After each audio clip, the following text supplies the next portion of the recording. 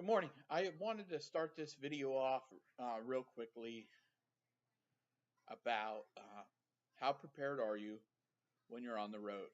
And part of that reason I came up with this was yesterday on Interstate 78 in Berks County, um, we had a serious accident involving fire fatalities. Um, and part of that would be how prepared are you? What do you have in your vehicle, and how can you help? Uh, Part of the reason I'm bringing this up is uh, it was not just one accident. There was also 3 or 4 other accidents in the backlog on the primary route. On some of the secondary routes, there was also accidents, which also caused issues for help. Um, but I wanted people to think, what would you do? Uh, what supplies do you have? Can you make use of what you have? And part of that came down to uh, the accident with fire and injuries. Do you have medical supplies in your car that you could use? You know, if it's uh, somebody unconscious, do you have a blanket to keep them warm? Do you have a fire? Medical supplies to treat obvious injuries that you can see, control bleeding, anything like that. You know, somebody like me being an EMS provider, I have neck collars in my car, so I could apply a cervical device if needed. I carry a medical kit, which includes a pocket mask, so I could do mouth to mask CPR if I needed, or I could do hands only CPR if I didn't feel comfortable. Um, so I think my preps are some of the better, but not everybody carries that type of supplies in their vehicle. You know, like me, I have emergency blankets, I have regular blankets. Uh, I would do what I have to help the people around me. But here's the issue: how safe is it to help until that traffic stops behind you? How many times do you hear of people stopping to help and then they get hit or struck because of the backlog of vehicles and people not paying attention? So I think of stuff like that.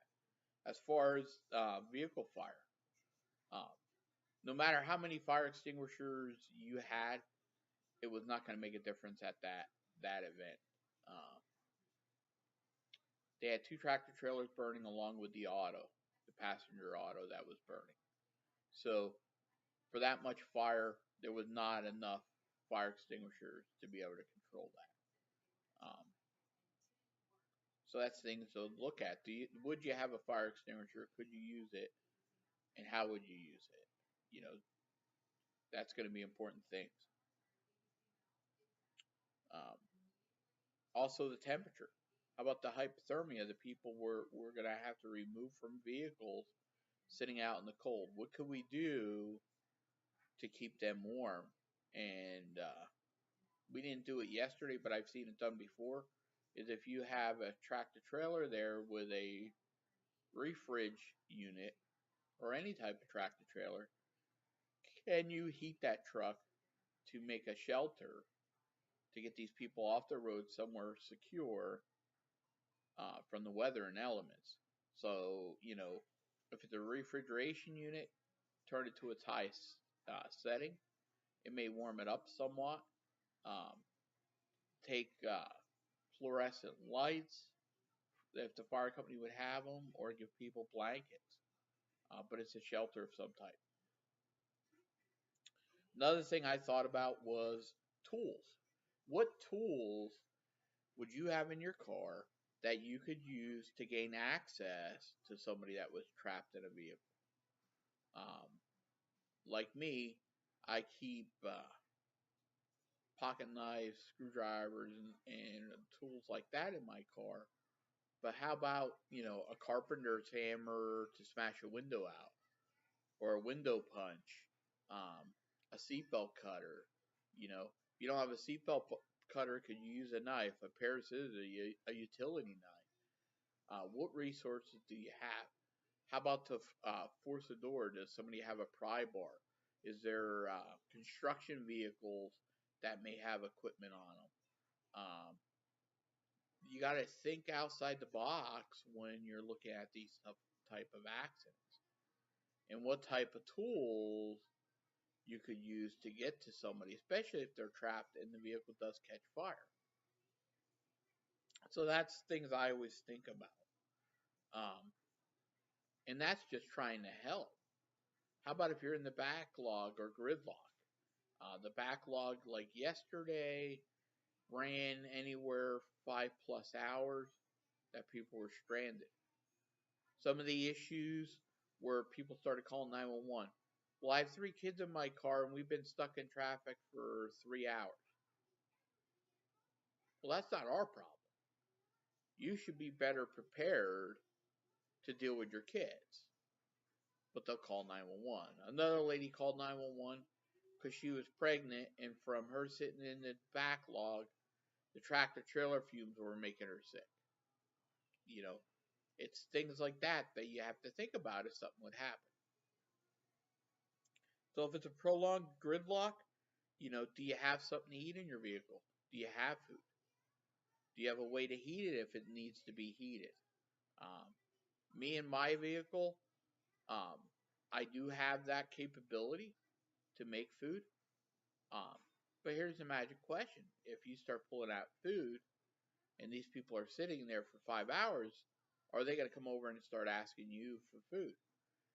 Can that situation change and now go from friendly people to somebody who pulls a gun? You know, it's things that you have to think about on what are you going to do. Me, I'm pretty lucky. I mean, I have not a lot of food, but I feel I could feed my family without an issue for probably 72 hours, maybe even a little longer out of my vehicle without getting anything else. But that's just me. I don't know how many other people have that capability.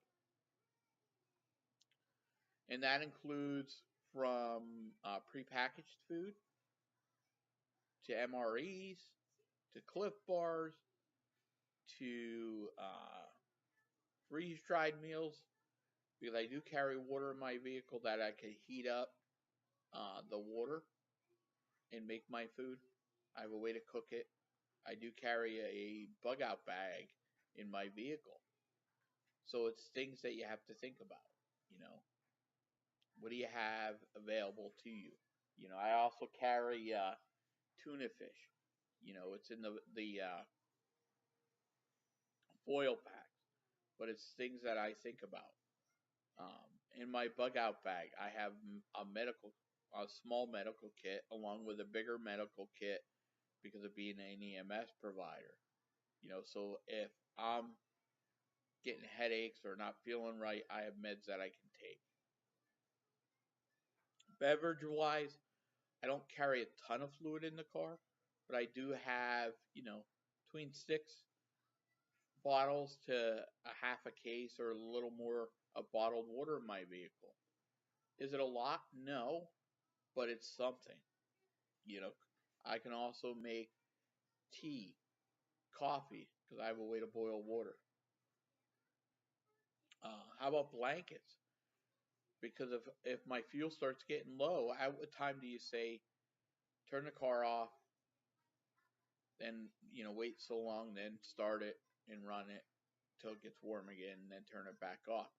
How long can you go on your fuel before you have the capabilities of being able to get fuel?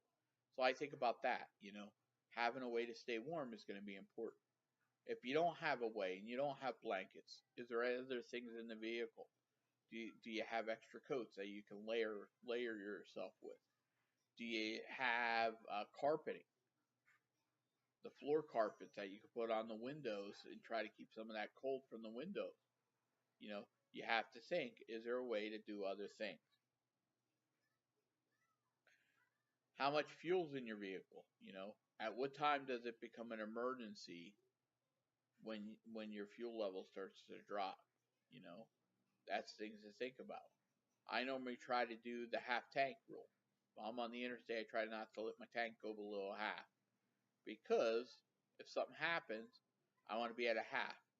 Um, my next goal is I don't want to go below a quarter if I'm stuck in traffic, if at all possible, because that could become an issue. How about your safety when you're in your vehicle? Secondary collisions, um, somebody trying to rob you, stuff like that you got to think about. You know, other things I always think about, do I have, um, I carry reflective vest or a reflective type jacket, the high visibility stuff. So if I do stop to help, I'm more visible. Um, Having the vest too, can I put the vest on? Do you have flares or triangles or anything else you can put out for early warning to tell people that there's an accident ahead?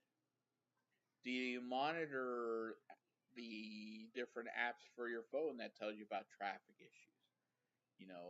In PA we use 511 system for the highways, where you can actually look at cameras, see what's going on, stuff like that. Another one is the Waze app for your car, where it shows the map and then it follows. Believe it or not, on the Turnpike actually monitors the Waze app or Waze app. Uh, and believe it or not, a lot of times they'll get notifications 6 minutes faster than people call 911 through the app that there's an accident on the Turnpike. So a lot of times it may show up that there's an accident. There's traffic alerts, stuff like that.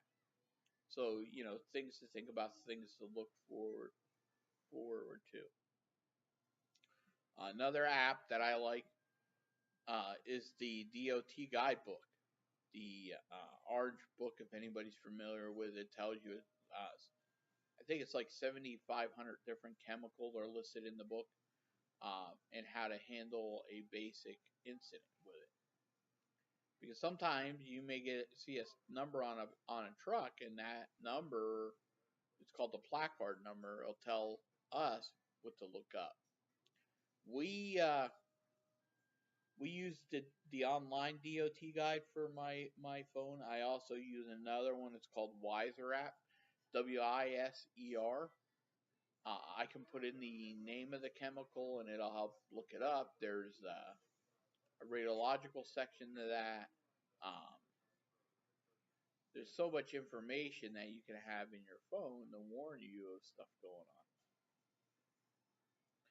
So that was just some of the things I wanted to bring up. How you're gonna stay warm, how you're gonna eat, how you're gonna drink fluids. Can you help people if there's a major incident? Like I said yesterday, the primary accident I think was 6 tractor trailers and a passenger car. The secondary collision was 2 tractor trailers. The third collision, um, which was on the opposite of the highway, was 2 tractor trailers, 4 cars. The fourth one was, um, I can't remember what that was. And then on a secondary road, there was a car that hit a pole, sheared the pole off. There's a transformer down. The resources in that area was very depleted. Um, they called fire companies from uh, 3 counties. They called EMS units from uh, 4 or 5 counties. They called fire police to help direct traffic. I want to say that was 5 or 6 counties. But it shows you how rapidly that can grow as an incident. So hopefully this was thought provocative, makes you think a little bit. I'm sure some people aren't going to like what I have to say, and it's just my opinion and my thoughts, but it makes you think, what tools would you add to your vehicle if you had a choice? you know. And some things I would add if I had a bigger vehicle would probably be a high lift jack. Um, Perfect example would be knowing the limits of that jack. Um, Somebody that I know was broke down, had a tire go down, and they had a jack. The problem was the jack would not lift the truck, but the jack's only weighted for like 7,000 pounds, where the vehicle weighed over 9,500. But could I use that jack to do other things? One of the things you could do, and that's only because I know what I'm doing, is I could use that jack and find a length of chain or some other type of device and make a wrap around the steering wheel and pull the steering wheel out of the way. Uh, Maybe use the jack on the side of the car and have it tied off that can pull the door open if I need it. There's so much that you have to think about when you're out there. Do you look at the construction and what tools would be available there? So it's just little things to think about. You know, do you have radio communication? Do you have a cell phone charger? Uh, there's so much I could think of that I may have not even put in paper, but there's also so much that people think about and other people may have in their vehicle. Now you could set up a triage area for these people. So hopefully it's thought provoking, makes you think. Till the next time, have a great day. If you're in PA on the eastern part, be ready for snow, ice, rain, ice, and whatever else comes down today. Just to make you think. Most importantly, be prepared, not scared.